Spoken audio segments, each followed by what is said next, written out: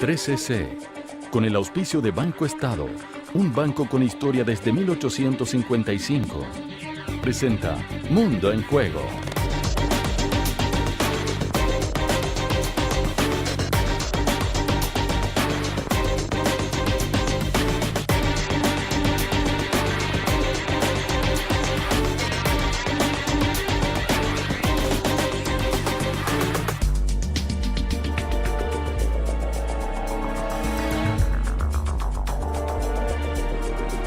Hola, ¿cómo están ustedes? Bienvenidos a Mundo en Juego para hablar nuevamente sobre otro de esos hechos tan importantes que han tenido en las últimas décadas justamente al mundo en juego. Antes que todo les quiero recordar que nos interesa mucho seguir recibiendo sus opiniones, sus preguntas, sus inquietudes a través de nuestro correo electrónico mundoenjuego@13.cl y estamos como cada semana junto a nuestros analistas estables, Juan Gabriel Valdés, director ejecutivo de la Fundación Imagen de Chile, ex canciller y ex embajador ante Naciones Unidas. Juan Gabriel. Muy buenas noches. Y también, por supuesto, Juan Emilio Cheire, director del Centro de Estudios Internacionales de la Universidad Católica, ex comandante en jefe del Ejército. ¿Qué tal, Juan Emilio? Hola, Mauricio. Bueno, hoy vamos a hablar de uno de esos acontecimientos que han tenido lugar en la Tierra, pero también más allá de la Tierra, porque nos referimos a la carrera espacial, la llegada del hombre a la Luna, la era de los transbordadores, las exploraciones más allá de nuestro universo cercano, hacia nuestro sistema solar, en fin, estamos hablando de hecho que de alguna manera son una historia tecnológica, científica, de una competencia entre las grandes potencias, pero por lo tanto también de un tema de connotaciones políticas que se desarrolla en plena Guerra Fría, económicas, con enormes costos y enormes presupuestos fiscales, también de alguna manera con la participación luego de otros países. ¿Qué podemos partir diciendo, Juan Gabriel? Es evidente que estamos frente a una historia que estamos viviendo la prehistoria, porque en realidad el desarrollo del proceso de expansión del hombre desde la Tierra al espacio es algo que hoy día balbucea simplemente. Veremos cosas extraordinarias, o a lo mejor nuestros hijos y nuestros nietos las van a ver seguramente. Pero comienza como una competencia muy terrenal, comienza como una competencia entre Estados Unidos y la Unión Soviética, como parte de la Guerra Fría, como una derivación, en realidad, de la Segunda Guerra Mundial, en que uno de esos dos países, la Unión Soviética, tiene al final de esa guerra un desarrollo de su cohetería muy superior al que tiene Estados Unidos, algo que advierten algunos oficiales americanos en la época, que le señalan a sus autoridades la necesidad de desarrollar eso, y que se expresa entonces en un primer momento en un triunfo aparente de la Unión Soviética sobre los Estados Unidos, pero que hoy, y desde hace ya un cierto tiempo, se expresa más bien como una colaboración internacional muy rica y muy prometedora en el sentido de la expansión del hombre al espacio. Juan Emilio. Bueno, esta expresión científica, tecnológica del mundo en juego, tan diferente a otros programas que hemos tenido, creo que también tiene una vertiente poco conocida, que creemos que está como alejada de nosotros, de la comprensión, de nuestra inteligencia, de nuestras capacidades. Yo la siento muy lejana a lo que yo puedo entender. Pero está muy cercana en el diario vivir, porque todo el progreso que la ciencia y tecnología y todos los dólares y dinero invertido ha generado productos que de ahí se derivan, los llamados spin-off.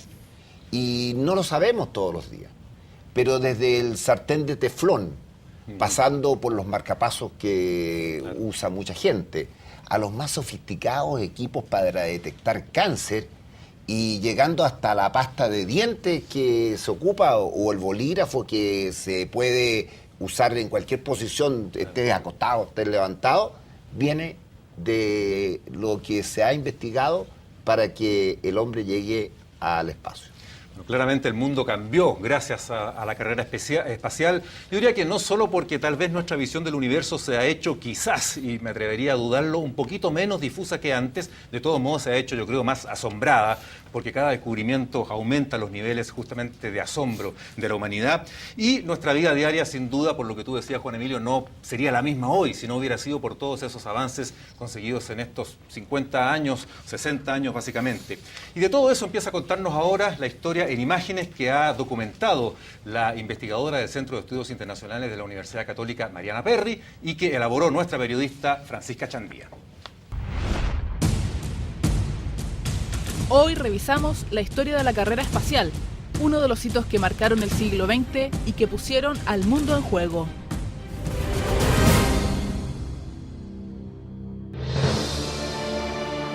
El mundo inicia la segunda mitad del siglo XX sumido en los pasajes más tensos de la Guerra Fría. La bipolaridad ha contaminado cada aspecto de la vida humana, política y económica, y la disputa pronto se traslada más allá de la Tierra. La investigación espacial se convierte en un objetivo estratégico desde fines de la década de 1950.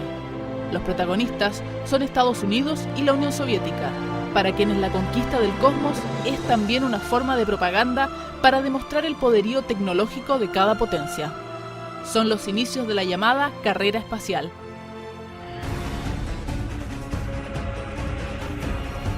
La Unión Soviética toma rápida ventaja con una serie de logros que se basan en el enorme poderío de sus cohetes. Pone en órbita al Sputnik y envía al espacio a la perra Laika y al primer ser humano, el cosmonauta Yuri Gagarin. En estos primeros 10 años de carrera espacial, Rusia demuestra una clara supremacía tecnológica sobre Estados Unidos.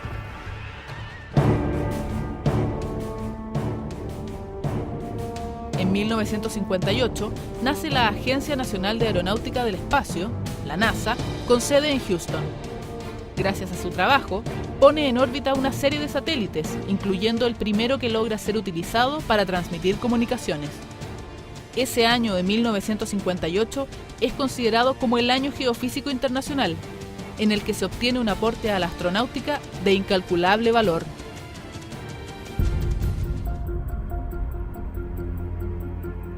Para la década de 1960, los rusos han relegado a Estados Unidos a un doloroso segundo lugar con cada nuevo logro que obtienen, y la carrera espacial parece tener un claro ganador. Los norteamericanos necesitan obtener una victoria pronta y contundente, y el presidente Kennedy hace entonces una apuesta ambiciosa. Anuncia que su país pondrá un hombre en la Luna antes del fin de la década. Pero John Fitzgerald Kennedy no podrá ver cumplido su sueño. 2 años después de esta promesa, es asesinado en Dallas durante una visita oficial.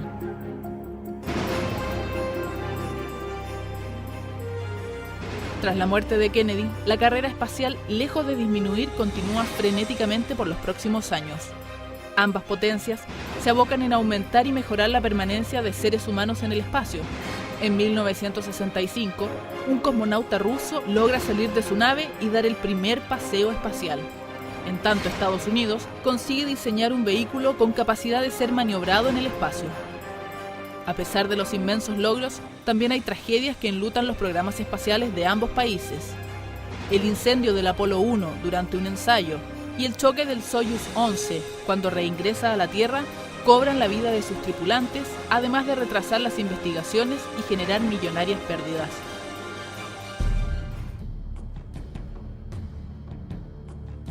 A medida que se acerca el fin de la década de 1960, la carrera espacial toma un nuevo rumbo. La superioridad rusa va perdiendo terreno ante los avances norteamericanos. Como paso previo a la conquista humana de la Luna, la NASA envía una serie de sondas que les permiten elaborar un detallado mapa de la superficie lunar. En tanto, el programa Apolo se consolida gracias a la construcción de nuevos cohetes, como el Saturno V, que proporcionan un gran poder de propulsión, y comienzan los preparativos de los hombres que realizarán el viaje, un intensivo entrenamiento físico e intelectual y la fabricación de trajes más sofisticados y resistentes. Finalmente, y luego de exitosas pruebas, se construye el Apolo 11, una nave que contiene un módulo lunar que puede ser maniobrado autónomamente y un módulo de mando, que tiene la capacidad de reimpulsarse para poder regresar a la Tierra. Gracias al Apolo 11, se cumplirá el sueño de poner al primer hombre en la Luna.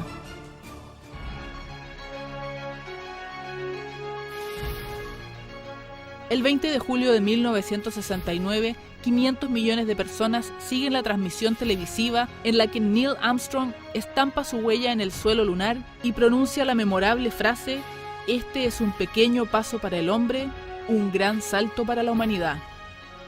Armstrong, junto a Aldrin y Collins, son recibidos como verdaderos héroes nacionales.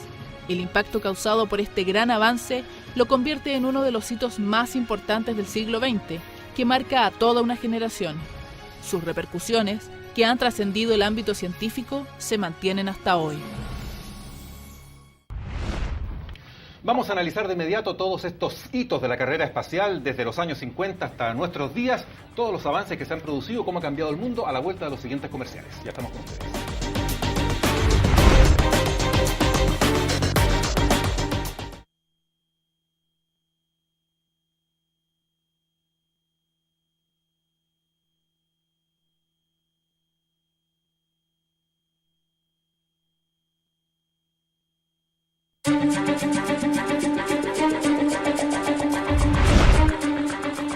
Estamos de vuelta aquí en Mundo en Juego, listos para empezar a conversar sobre la carrera espacial y su punto culminante, que fue la llegada del hombre a la Luna el año 69. Y por eso estamos junto a nuestro mapa, teatro de operaciones que esta vez, en forma extraordinaria, no solo involucra un territorio de nuestro planeta, sino también los alrededores del planeta Tierra con su satélite natural, la Luna, aquí, y algunos de nuestros planetas vecinos como Marte y Venus.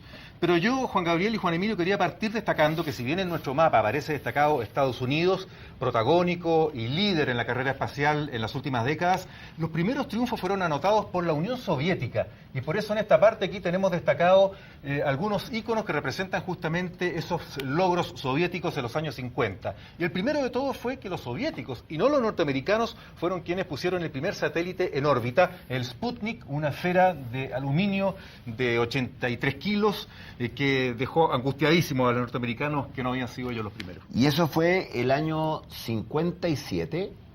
Increíble, ¿no? Y el Sputnik, creo que la velocidad eran como 26.000 kilómetros por hora. Y pesaba 80 y tantos kilos. Claro.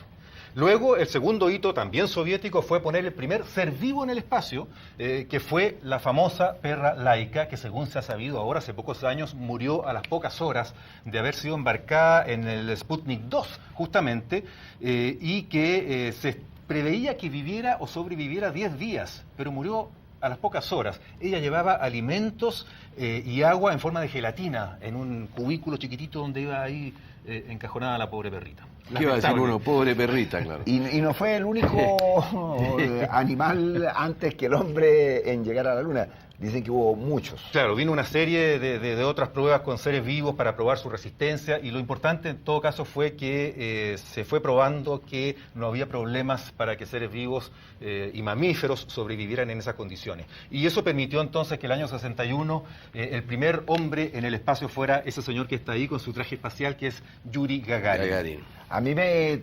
correspondió, por esas cosas de la vida en España, conocer al que compitió con Gagarin, si iba él o el otro ruso.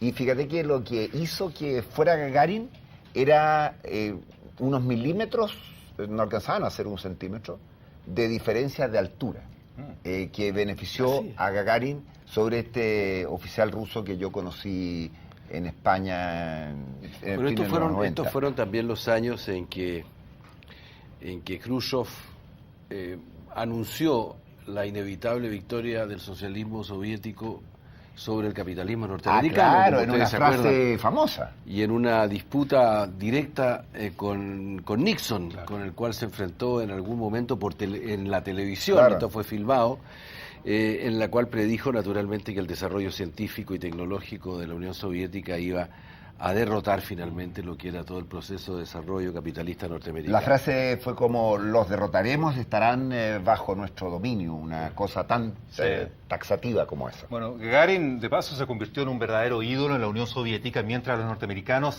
apuraban su programa espacial para poner también un hombre en órbita. El primero fue Alan Shepard, pero fue una circunvalación suborbital. Y luego recién el año 62, el año siguiente que Gagarin tiene su hazaña, los norteamericanos ponen a John Glenn, que después hizo además una carrera política. Fue senador, por supuesto. Fue senador. Del Partido Republicano, de hecho. Correcto. Y después los soviéticos anotan el cuarto triunfo simbólico, que fue poner la primera mujer en el espacio. Cuestión que no es menor, porque estamos hablando de tiempos que eran distintos a los actuales. Valentina Tereshkova. Que fue el 63. Y ambos fueron, porque todas estas naves y estos proyectos tienen nombres bien difíciles. Claro. Esta nave que es la primera se llama las Vostok. Claro. Ahora, tú dijiste algo que yo quisiera volver sobre ello. Hay una indiscutible supremacía de la Unión Soviética sobre Estados Unidos, Yo diría que en la práctica hasta, bueno, lo más claro es cuando ya el hombre camina en la Luna, hasta fines de los 70 en que la situación se revierta. Y eso tiene una explicación. El que tenía el conocimiento científico para iniciar este tipo de investigación no eran ni los soviéticos ni los americanos, eran los alemanes. Exactamente. Y Wernher von Braun. cuando termina la Segunda Guerra Mundial, parte de esos científicos van a Estados Unidos y parte van a la Unión Soviética. A Estados Unidos dicen que van alrededor de 500 a 700 científicos. En cambio, a la Unión Soviética van más de 8.000 científicos. Y también la cantidad de documentos que se llevan los soviéticos es mayor que aquella que llega a Estados Unidos. Está claro por qué toman la delantera, pero ahí, después de estos hitos acá, que son los que complican tanto a los norteamericanos, el presidente Kennedy, recién elegido el año 60, en un discurso en el Congreso Pleno, aquí en Washington, el año 61, pronuncia su famoso discurso donde define el gran objetivo de desarrollar un programa espacial y encomienda a la NASA organizarlo para poner un hombre en la Luna para fines de la década, o antes que termine la década, lo dice así, y devolverlo sano y salvo a la Tierra. Yo eso lo encuentro notable en cuanto a organización, porque Estados Unidos en el 58 crea este organismo de la NASA. Kennedy, como tú lo acabas de decir, el 61 planifica. Y yo le quiero dar valor a esa diferencia. Kennedy en el Congreso define un plan, tal como tú lo dijiste, y ese plan tiene objetivos, metas y un organismo. Y el mundo entero lo conoce. Claro. Y también en ese plan dice, no solamente llegaremos a la Luna, sino que lo une con que no puede ser una potencia real quien no tenga el dominio científico, independiente de lo que cueste. En cambio, la Unión Soviética mantiene por décadas el secretismo en relación a este tema. Ahora, ese discurso no puede realizarse aislado de otro discurso que después Kennedy hace en una universidad al año siguiente, donde plantea, esa es nuestra meta no porque sea fácil, sino porque es difícil. Pero hay un punto que me parece bien interesante de lo que estás diciendo. En realidad, lo que hace Estados Unidos es desmilitarizar el proceso de organización de la expansión hacia el espacio, mientras que la Unión Soviética lo mantiene como un aparato esencialmente dentro de su proyecto militar. La NASA, evidentemente, no voy a negar las relaciones que tiene, sin duda, con todo lo que es el desarrollo de la industria militar, pero es evidente que la NASA adquiere una característica de poder civil o de poder científico en sí mismo frente al resto de la sociedad americana. Antes de sentarnos, yo quiero señalar aquí en el mapa dos puntos geográficos también que son relevantes, como es el Centro Espacial de Houston, en el estado de Texas, que se convierte en el centro de operaciones de los programas, de los proyectos de la NASA, de las misiones de la NASA, y en segundo lugar, Cabo Cañaveral, en Florida, que se elige como el lugar ideal para hacer los lanzamientos de las naves, de los cohetes, uno mirando hacia el este y hacia todo el océano Atlántico, lo que facilitaba la recuperación de las naves que caían al mar. Y en segundo lugar, que a propósito de lo que ustedes estaban señalando, que Kennedy hace intentos por trabajar justamente en esa línea de la desmilitarización en conjunto con los soviéticos, con Khrushchev, pero esos intentos se frustran cuando es asesinado acá, en Dallas, Texas, también el año 63, y después cada uno sigue por su lado. Eso es algo que relata el hijo de Nikita Khrushchev, ¿verdad? En sus memorias, en que su padre y Kennedy estuvieron muy cerca de llegar a un acuerdo sobre la posibilidad de colaborar en materia espacial. Además, esta carrera no estuvo libre de algunas situaciones trágicas, como el año 67, 2 años antes de llegar a la Luna, cuando 3 astronautas norteamericanos mueren en una prueba de tierra en Houston y se carbonizan porque fallan los controles de temperatura del módulo en el que estaban encerrados. Y no es el único, después viene la tragedia del Challenger, que dura 73 segundos y arroja 7 muertos. Claro, eso ya el año 80 y tanto. Pero eso ya antes de eso había llegado el hombre a la Luna. Así es. Antes de llegar al tema del Apolo 11, la llegada a la Luna, yo quiero detenerme un instante en el Apolo 8, que es una misión que pocos recuerdan y que se produce a fines del 68, despegan ellos el 21 de diciembre. ¿Y qué es lo especial que tiene? Que es la primera misión en la que 3 astronautas norteamericanos en una nave ya no solo van a orbitar la Tierra en prueba, sino que van a ir a la Luna, la van a circunvalar dando varios giros, van a ver por primera vez el lado oscuro de la Luna, la cara desconocida de la Luna, la van a fotografiar y tienen que volver sanos y salvos, anticipando lo que va a ser la misión del Apolo 11. Esa misión del Apolo 8 tuvo la característica especial de que fue también la primera Navidad que 3 seres humanos pasan fuera de la Tierra, justamente a fines del 68. Y me acuerdo perfectamente de las comunicaciones y las felicitaciones y los mensajes a sus familias de esas 3 personas que estaban allí. Que en un minuto leen los versos iniciales del Génesis de la Biblia, mientras la Tierra pasa por sus espaldas en una ventanilla chica, y es un momento que emociona a toda la humanidad. Y además, terminando un año, el 68, que fue cuando se había frustrado y se había aplastado la esperanza de la primavera de Praga, el año en que mataron a Luther King, el año en que mataron a Robert Kennedy, lo que motivó que mucha gente en la Tierra dijera, ustedes, astronautas, salvaron el 68. Y en que Estados Unidos estaba todavía en el marasmo de la guerra de Vietnam. Y ahí hay toda la teoría de que Estados Unidos no sufre como... Bueno, lo sufrió, pero no en la dimensión que quizás ameritaba el efecto de Vietnam, justamente por esta cortina que no es artificiosa, que es real, que tapa. Yo quiero rescatar del Apolo 8, además del recuerdo muy bonito que se ha hecho de la Navidad, de esa Navidad, el Apolo 8 fue, gracias a la fotografía que se tomó, lo que permitió dar el paso para que el hombre alunizara. Curiosamente, desde Chile también hubo un seguimiento de estas misiones, porque coincidimos nosotros en nuestro territorio con el Meridiano 70, que cruza Florida, ¿no es cierto?, Cabo Cañaveral y toda la zona este norteamericana. Y desde Chile hay un hombre que ya conocemos por muchos años, porque cada vez que hay una misión espacial que es noticia, él es entrevistado y aparece en las pantallas de la televisión, que es el ingeniero chileno Eduardo Díaz, que trabajó en la NASA tanto en Antofagasta como en la estación de Peldehue, y que tiene una experiencia riquísima, y él recuerda justamente en su testimonio que vamos a escuchar ahora esos años de colaboración con las misiones espaciales norteamericanas. Desde el año 57, Chile ha estado conectado con el programa espacial. Este proyecto Vanguard empezó poniendo en los Estados Unidos una red de estaciones terrenas. A lo largo del meridiano 70 o cerca del 70 había estaciones a lo largo de tanto los Estados Unidos, en Florida, en Cuba también, en Lima, Perú, en Antofagasta y en Santiago. Entonces las exigencias hizo que muchos chilenos se interesaran, porque había cosas lindas que aprender, los salarios eran buenos, y hubo capacitación de muy buen nivel y viajes a estudiar a los Estados Unidos, a los centros de la NASA.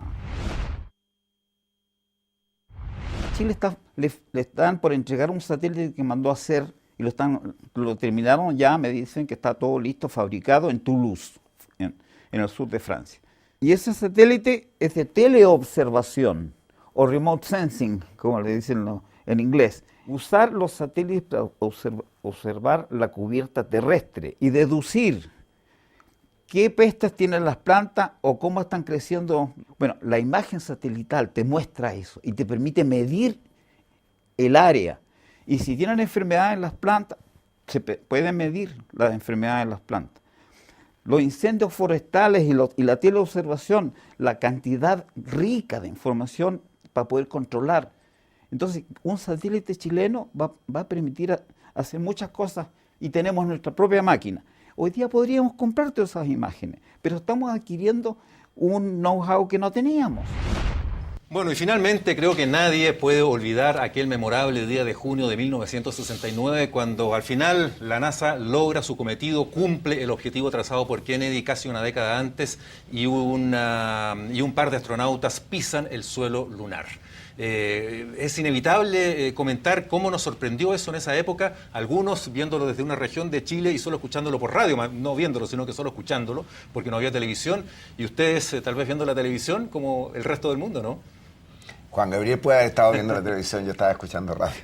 No sé dónde estabas tú, Juan Gabriel. Yo estaba, me acuerdo... Pero tú estabas mirando las estrellas, Juan Emilio. Así parece, ¿no? Yo estaba, me acuerdo muy bien, en un pueblo en el sur de Italia que se llama Sperlonga. Y claro, era un pueblo blanco de estos que están al lado del mar. Y fui al bar a ver la televisión. Y entonces vimos esto y yo miraba alrededor a los italianos en las mesas, gente sencilla que decían... Non ci credo. No creían nada de lo que estaban viendo en televisión y yo estaba absolutamente atónito con lo que veía también, pero sí bastante más crédulo. Bueno, de eso hubo mucho mito universal durante todas estas décadas, pero finalmente no hay científico serio que ponga en duda que la misión se consiguió. Y qué notable fue que se lograra con tecnología análoga, con computadores del porte de habitaciones enteras, con cálculos hechos sobre papel. Y qué sorprendente es que nunca más haya vuelto a repetirse. Además. Que esa es otra cosa muy sorprendente. Llevamos tantos años desde ese 69 y resulta que nunca más ha viajado el hombre a otro planeta, a pesar de que el presidente Obama acaba de anunciar que está en sus planes mandar uno a Marte, ¿no es verdad? Y de eso vamos a hablar después de los siguientes comerciales. Bueno, pero antes de los comerciales démosle el mérito de los nombres.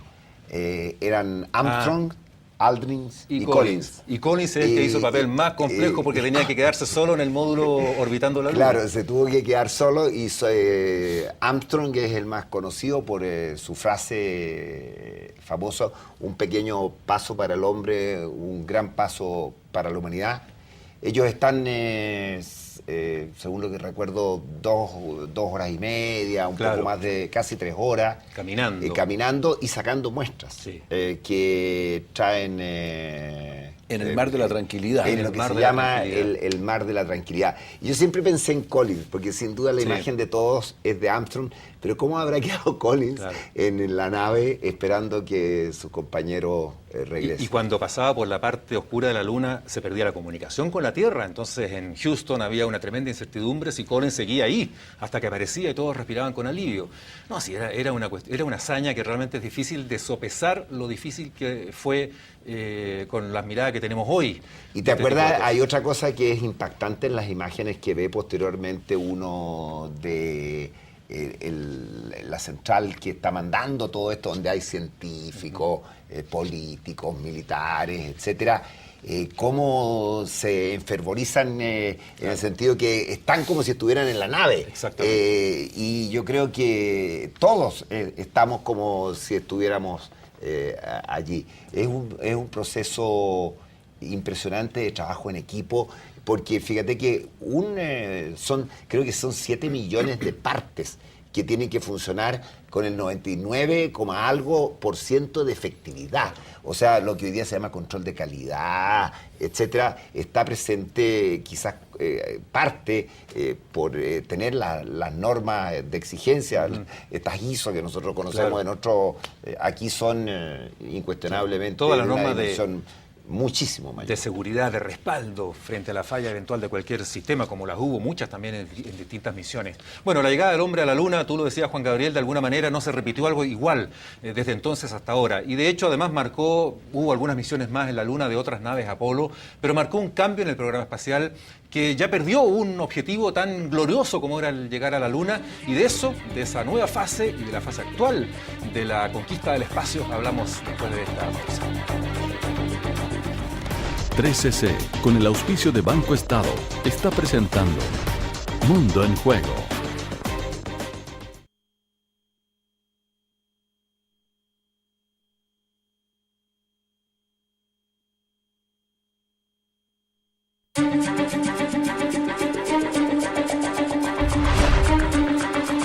Estamos de vuelta al Mundo en Juego hablando de la carrera espacial. La llegada del hombre a la Luna, sin dudas, lo decíamos antes, marcó un antes y un después en estos programas y generó básicamente 2 efectos. Por un lado, marcó los nuevos rumbos que tendría la exploración del espacio en los años venideros y por otra parte dejó una cantidad de avances científicos que incluso han llegado hasta nosotros como consumidores, que tú ya los aludías al comienzo del programa, Juan Emilio, y que marcan los años recientes, de los cuales nos habla la nota a continuación de Mariana Perry y Francisca Chandía.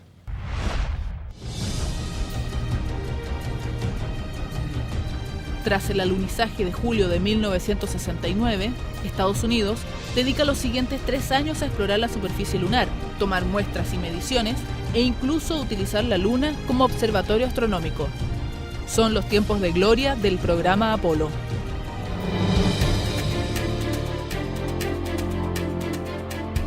Paralelo a esto, Estados Unidos y la Unión Soviética se abocan en la construcción de estaciones espaciales, que tienen como primer fin investigaciones científicas civiles, pero que también buscan ser utilizadas para espionaje militar. Los soviéticos logran poner en órbita la Salyut en abril de 1971, la primera estación espacial de la historia, y 2 años más tarde, Estados Unidos lanza la Skylab.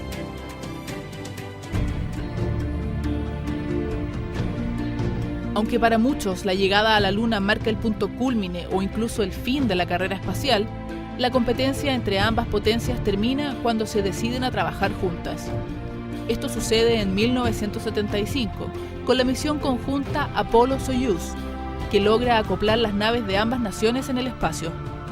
Este apretón de manos entre astronautas y cosmonautas es recordado por su trascendencia política, pero también por el gran avance técnico que trae para ambos países, que por primera vez comparten sus programas espaciales.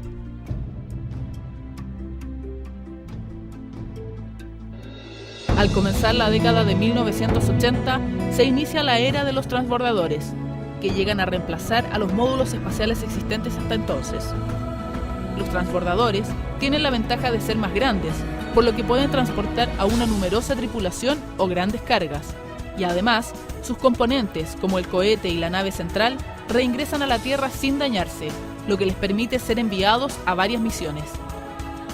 La primera de estas naves es el Columbia, lanzado en abril de 1981.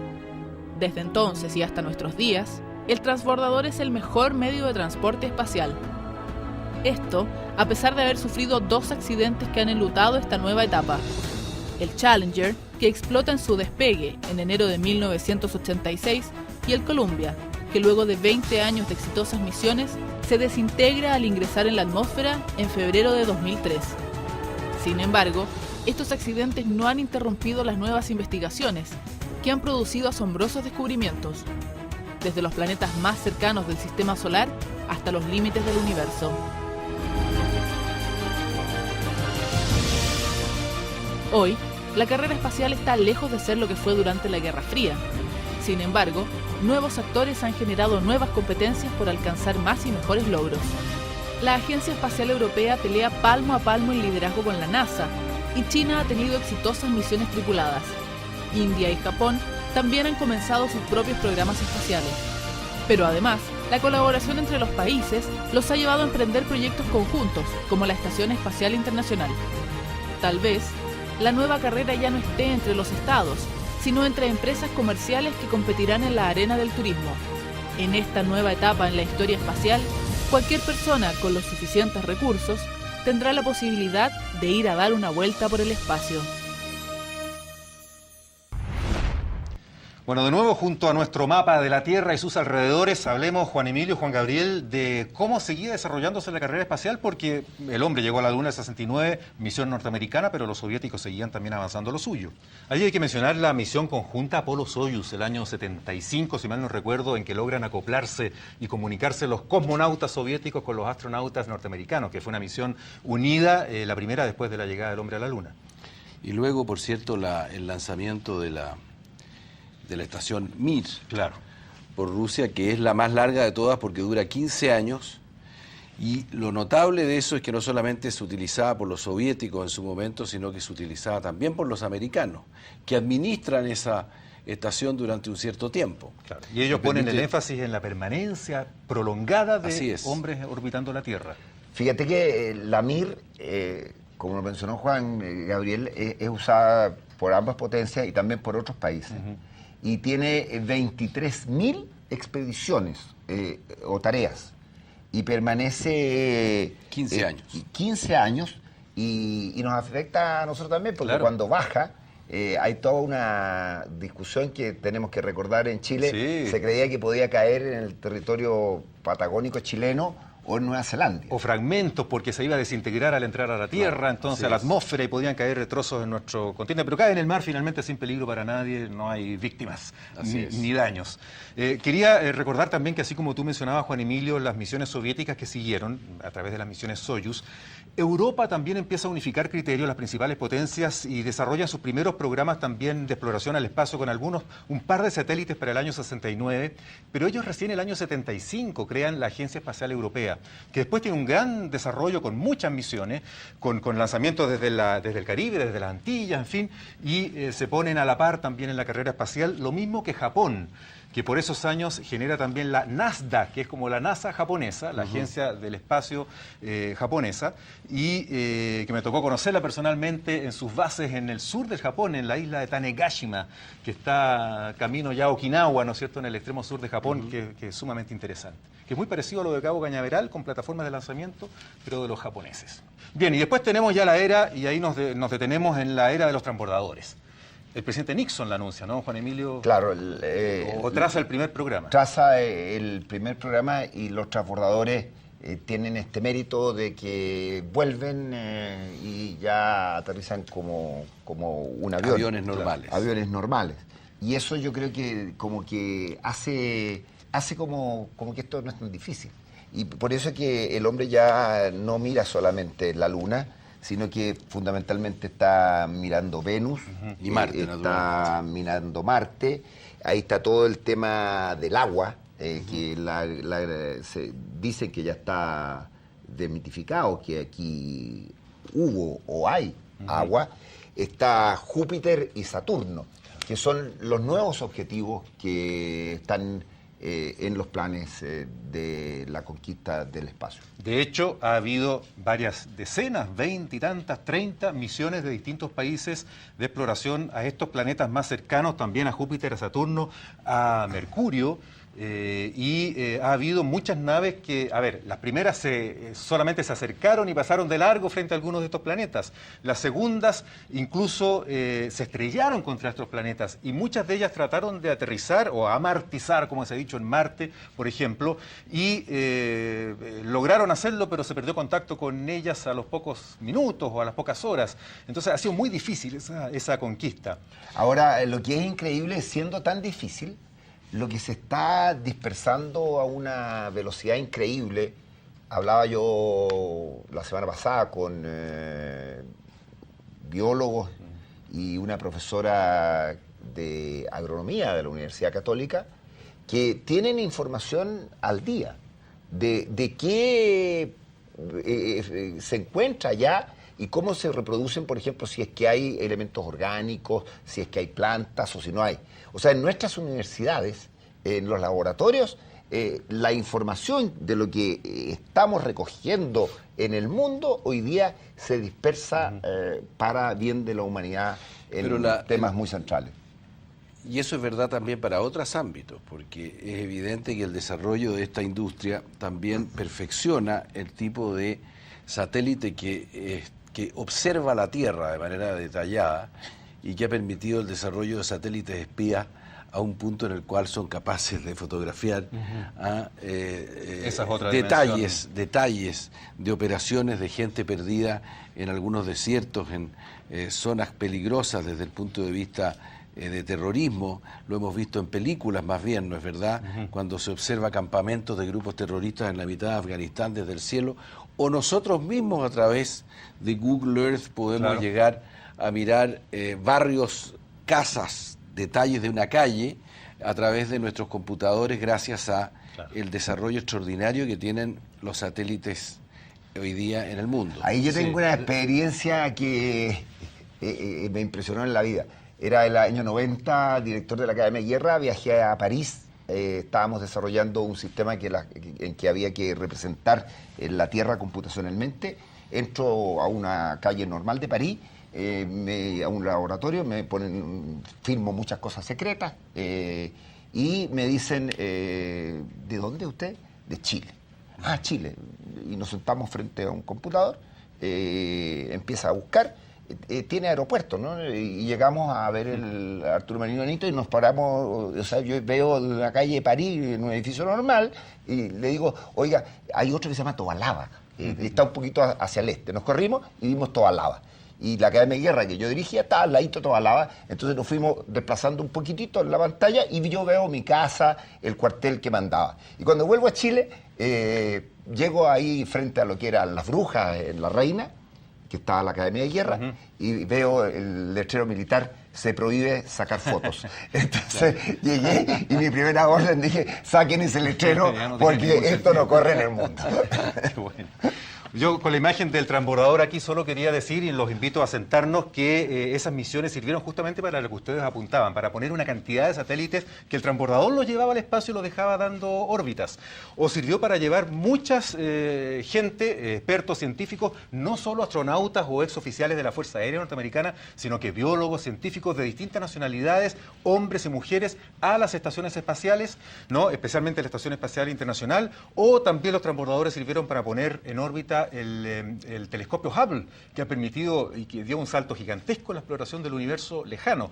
Los invito a sentarnos para comentar justamente que de alguna manera la carrera se ha venido expandiendo, se han incorporado astronautas de otras nacionalidades, hubo un chileno que estuvo ahí de candidato en estos últimos años, y países emergentes o del llamado tercer mundo también pueden aspirar a participar en misiones del espacio. Y hoy en día tenemos a la India, a Corea del Sur, no solo Y a China. ¿no es cierto?, con misiones importantes y con programas del espacio importantes. ¿Cómo analizarían ustedes esta universalización de la carrera espacial?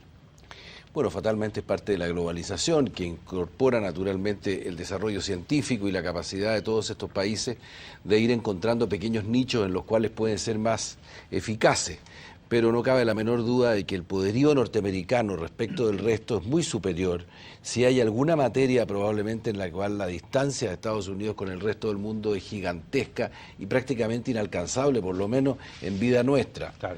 Es en materia del desarrollo científico vinculado al espacio y en el tema también, ya lo hemos dicho tantas veces, vinculado a la cuestión militar. Ahora, ahí yo creo que para países como los nuestros, más que solamente invertir, que lógicamente tenemos muchas limitaciones, yo creo que hay que tener presencia en dos ámbitos. El primero, estar sentado en las mesas donde se discuten estos temas. Porque los países que creen que aquí no hay que sentarse porque uno es muy chico, se equivocan muchísimo. Y estar sentado con gente que en política exterior y en decisiones científico-tecnológicas tenga voz, presencia como Estado. Bueno. Y lo segundo es en el porte que tenemos, de acuerdo al porte país, no solamente de plata, sino que de inteligencia, no abandonar la investigación que en nuestros ámbitos de competencias podemos hacer, a la que yo me refería antes. Porque se puede participar en esto estando en estas dos mesas. Claro. En la mesa de la toma de decisiones o de los análisis y en la mesa de la investigación de acuerdo a lo que uno puede hacer. Y en esa materia es importante tener también expertos en aquellas disciplinas que comienzan a surgir y que se expresan en Naciones Unidas como el derecho al espacio, por ejemplo, que son cuestiones que tienen un enorme futuro y en el cual es importante que Chile haga una contribución. De hecho, Chile ha hecho contribuciones en esa materia. Quiero introducir aquí la visión del ingeniero Eduardo Díaz, a quien escuchábamos antes con sus testimonios sobre los inicios de la carrera espacial y su análisis justamente de los alcances que tienen estos programas hoy en día para países también como el nuestro. Marte, en la historia de la humanidad, siempre ha ocupado un lugar muy especial. Es intrigante, es rojo. Y siempre hemos pensado que desde por allá, pues, 1800 y tanto ya pensaban que estaba habitado. ¿Es posible ir a Marte? Todavía yo digo, falta mucho que conocer del planeta y se puede mucho aumentar el conocimiento. Los planes de la NASA son de seguir estudiando con vehículos, con instrumentos, con aparatos operados remotamente. Y hay una cantidad grande de cosas por hacer.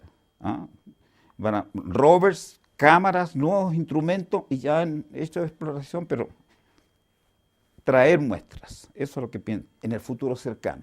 Y en el futuro más distante, finalmente también una exploración del planeta por humanos. pero necesitamos tener la capacidad para viajar y volver sin mucho peligro. La Guerra Fría un poco ya quedó atrás. La Estación Internacional del Espacio permite hoy día que trabajen japoneses, rusos, norteamericanos, en virtud de que el costo es tan alto. El trabajar en conjunto ha demostrado que se pueden tener logros inmensos. Entonces, ojalá que eso prime y los trabajos de varios países permitan más rápidos avances y mejores avances.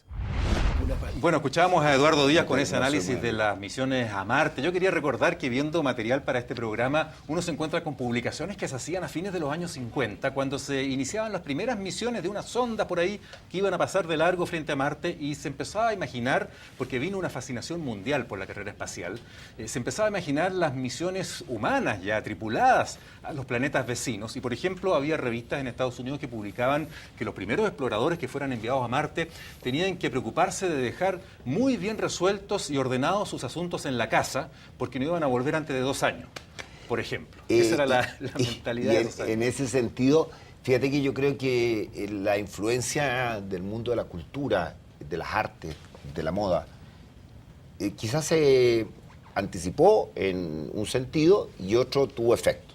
La primera película con respecto a un viaje a la Luna se llamaba así, Viaje a la Luna, fue, me parece que era francés, Méliès, en 1902, en blanco y negro y por supuesto muda. Después estuvo la serie de televisión del 66, Star Trek, claro. Que fue famosísima. Y era tan popular que hizo que la Casa Blanca le cambiara el nombre al primer transbordador de prueba, que inicialmente se iba a llamar Constitution y que se llamó Enterprise. Claro, también en todos los que son las películas de ficción, claro. Que bueno, nuestros hijos y nuestros nietos, hoy día uno jugaba con los juguetes, cambiaron absolutamente, digamos. Claro. Bueno, quizás toda esa expectativa de la humanidad, de la sociedad, finalmente tiene que ver con que además ahora han resurgido las esperanzas de avances en una nueva fase, con un mundo que está colaborando en estas misiones, y que tal vez es un ejemplo que se ha visto poco en otro tipo de avances científicos o tecnológicos. En el campo médico muchas veces ha habido rivalidades más que colaboración. Recordemos, por ejemplo, el descubrimiento del virus del SIDA, o en el campo científico-tecnológico de la energía, en fin. Este es uno de los campos en los cuales hemos visto una colaboración internacional que tal vez tiene su mejor expresión en la Estación Espacial Internacional que nos circunda alrededor de la Tierra en estos años. Sí, es verdad que hay colaboración, pero también hay que recordar que la gran amenaza de Reagan al imperio del mal, como él denominaba a la Unión Soviética, fue la construcción de escudos espaciales y de un desarrollo de armamentos en el espacio que obligaba a un gasto y a un tipo de desarrollo científico y de inversión en desarrollo científico y tecnológico de tal magnitud que se pensó, yo creo que no es verdad, pero se pensó que había sido uno de los factores decisivos en la caída de la Unión Soviética. Hoy día mismo, no es verdad, hay instalación, o se habla abiertamente de la instalación de escudos o de mecanismos de defensa, Juan Emilio sabe más de eso que yo, de mecanismos de defensa que podrían instalarse en el espacio e impedir el lanzamiento de bombas nucleares o de ataques nucleares de un país a otro. Y creo que eso también hay que tomarlo en consideración porque, como decía ya antes, le da a los Estados Unidos una ventaja enorme en ese plano. Así es. Y al contrario, Censo, hace unas semanas estuve en Nueva York con Bronson, el dueño de Virgin, y me tocó exponer con él en el MoMA sobre un tema vinculado al coraje, y él, dentro de su exposición, nos contó de su plan Virgin Galactic, que significa que vamos a poder tomar un pasaje para ir a alguno de estos planetas. Él ha invertido un ciberpasaje, él ha invertido en esta empresa $300 millones en Nueva México, que sería como el lugar de partida y llegada a estas expediciones. Es muy impresionante conversar personalmente con él. Pase la luna de miel en terreno. Yo no elegiría esa luna de miel. Entiendo que hay un chileno que ya tiene un pasaje para ir al espacio. Así es. Leonardo Farcas. Leonardo Farcas, Claro. así lo leí, sí. Bueno, con estas perspectivas vamos a una última pausa comercial y volvemos para los redondeos finales y las proyecciones de esta carrera espacial para nuestro mundo de hoy. Ya estamos de vuelta con ustedes. 3CC, con el auspicio de Banco Estado, está presentando Mundo en Juego.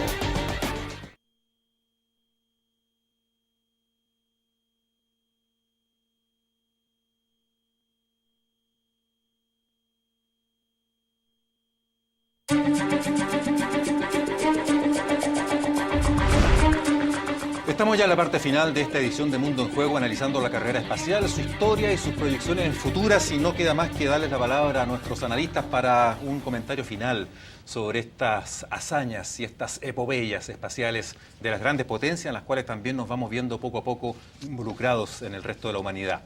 Juan Emilio.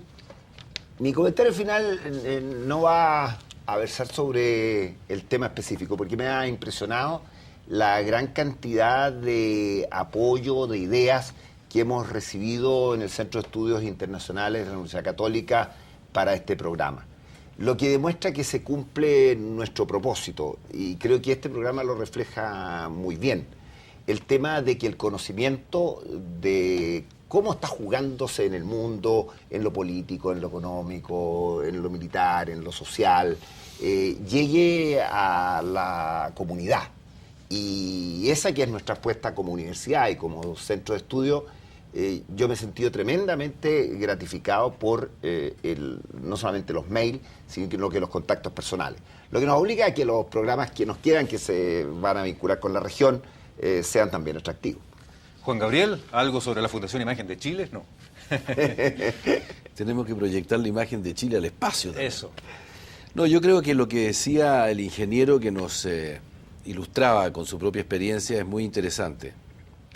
Es evidente que el próximo tiempo lo que van a vivir nuestros hijos y nuestros nietos es una recopilación de información acerca de planetas que pueden salvar la vida de la Tierra, cada vez más agotada desde el punto de vista de su medio ambiente y de sus recursos, y quizás si este conocimiento de lo que pasa afuera, o quizás de lo que pasó afuera, porque muchos de estos planetas son el resultado de, aparentemente, una suerte de destrucción o desintegración o degradación de la naturaleza, nos permita observar mejor nuestro planeta propio y entender de que eso que nosotros gozamos con tanta tranquilidad como es la belleza de nuestros paisajes, aquello que nos caracteriza, que tenemos la facilidad de acceder al agua, de acceder al mar, de acceder a un mundo animal, debemos cuidarlo tanto más, porque bien podría ser de que la salida al espacio fuera mucho más desesperada, producto de una destrucción creciente de nuestro planeta, cuando en realidad nosotros deberíamos seguir siendo capaces de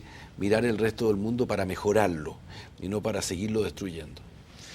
Bueno, un importante mensaje para terminar el que nos deja Juan Gabriel. Yo solo quería recordarles que Banco Estado siempre ha estado cumpliendo un rol social en ayuda de los chilenos. Y ejemplo de eso son sus productos Caja Vecina y Cuenta RUT, que precisamente fueron creados para bancarizar y para resolvernos a todos los problemas y hacernos la vida más fácil, y sobre todo cuando más lo necesitamos. Banco Estado, ahora más que nunca. En la línea de lo que tú, Juan Emilio, comentabas y el feedback muy rico que hemos tenido en este programa, quiero invitarlos a seguir entregándonos esa respuesta a través de nuestro correo electrónico mundoenjuego@13.cl, y con eso no nos queda más que despedirnos, invitarlos a encontrarnos de nuevo en una semana más para analizar otros hechos que, como ya se adelantaba aquí, van a involucrar mucho más a nuestra región y a nuestro país. Hasta 7 días más.